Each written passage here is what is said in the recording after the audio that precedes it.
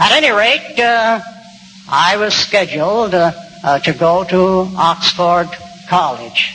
Well, now, this was the year 1914, and I had made progress in the understanding of the truth. And what was it that we were expecting to occur in 1914? Well, from my reading of the literature up to that point, we were expecting the end of the Gentile times, the appointed times of the nations, to take place in the fall of the year of 1914. And here I was attending a university and with further study at Oxford College University. For what? Well, I thought it over. For what? Here we're expecting the end of the world, the end of the system of things in the fall of 1914. And here you're going in for a worldly education and getting a job outside in the world that's going to be destroyed. What's the sense of it? And then was brought to Pittsburgh, where Pastor Russell, Charles Taze Russell, was interred. And you can go to his grave there at Resurrection Park, as I recall the name of the little plot of land that is reserved for Bible students of prominence to be buried.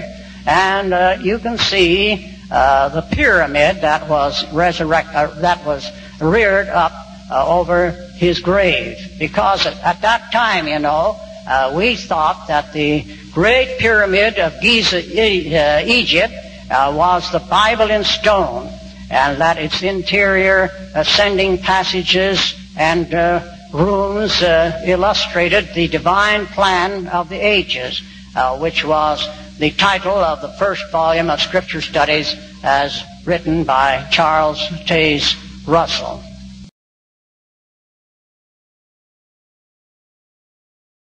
The prophecy of Ezekiel had spoken about the sword of Jehovah God that was going to be wielded and how it would be wrapped up for the slaughter.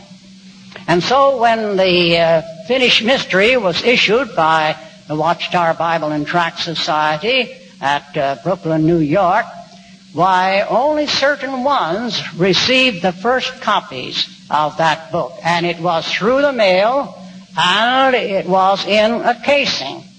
And that was supposed to be an outworking of the prophecy that this sword, spiritually speaking or figuratively speaking, that book, The Finished Mystery inside, was wrapped up, you see, in this little box or container. Well, now you can appreciate that the finished mystery brought out there in that year of 1917, right in the midst of World War I, could not have had the truth.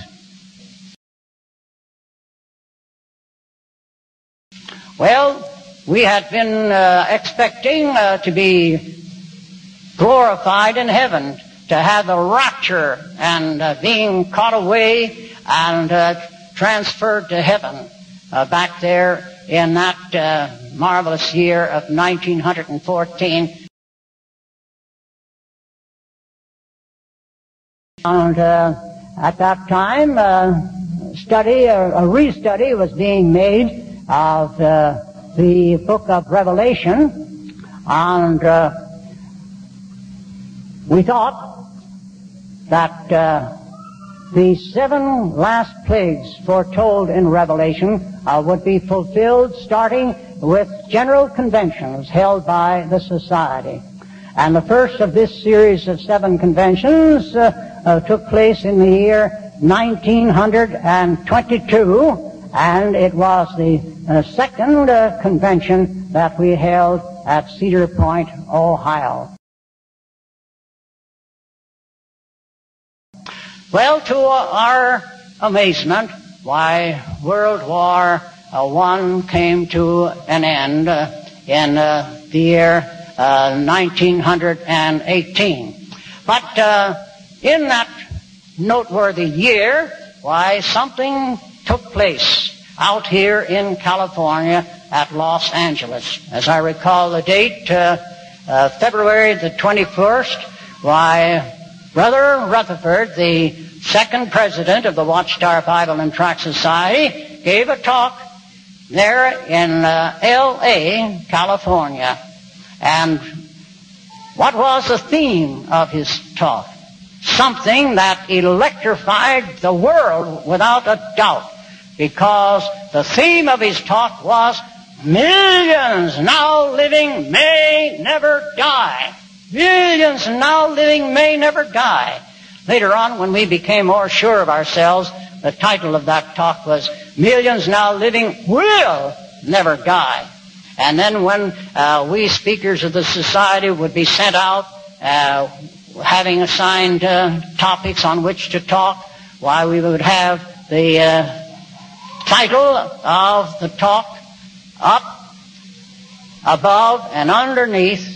There would be repeated the words, millions now living will never die. We just rubbed in that idea, you see, into the heads of the general public. Well, we had great expectations with regard to the year 1925. It was thought to be the last year of a series that the Bible referred to, the 50-year periods, 70 of them, they were supposed, calculated at that time to end in 1925, and we thought that the world would undergo a transformation and the kingdom would come into a full control of the earth. And I recall how at one convention Brother Rutherford spoke, and he said, if you die after the year 1925, it will be your own fault. Well, 1925 came, and it passed. And I remember how Brother Rutherford, speaking to the Bethel family, he confessed that he'd made a mistake. These remarkable prophecies for the immediate future, the protection of Jehovah's Witnesses through the great war of all wars at Armageddon, and entering in without dying into the new system of things, with the opportunity set before the great crowd of other sheep of never, never, never dying off the face of the earth, so that millions now living today will never die. So we have the grandest of prospects set before us, and it's a great privilege to stand before you this morning and to rehearse all of these facts of theocratic history in your hearing, and I trust that you will remember some of these things and be strengthened in your faith and your confidence.